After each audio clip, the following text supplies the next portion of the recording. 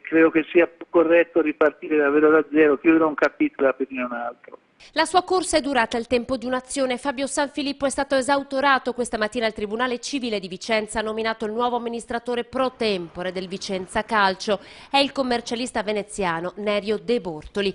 Ancora 36 ore giovedì mattina in programma l'udienza davanti al Tribunale fallimentare. Quello che resta in questi giorni di attesa e speranza, di confusione e amarezza lo riassumono le parole del grande Pablito, che solo un mese fa era nella sua Vicenza per inaugurare la mostra dell'Italia dell'82.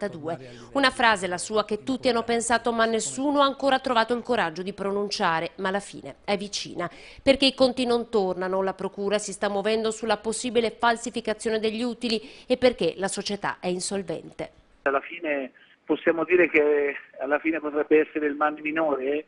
Forse sì, perché è in una situazione debitoria importante, quindi ripartire da capo si può, è possibile, appunto perché Vicenza ha un bacino di utenti e di utenza importante, ha grandi tifosi. E allora non stupisce che sabato i giocatori si siano schierati con i tifosi che hanno imposto di fatto la loro volontà con una presa di posizione senza precedenti che ha consegnato la vittoria al Padova a tavolino. Credo che sia abbastanza comprensibile, perché vorrebbero ovviamente vedere la società riprendersi, hanno sempre sperato fino alla fine, ma credo che sia oramai impossibile, insomma, a questo punto. Quel colosso di storia e tradizione e successi ora si sta sgretolando, forse è l'unico modo per ricominciare con dignità. È la storia di tutte le società, di tutto il calcio italiano.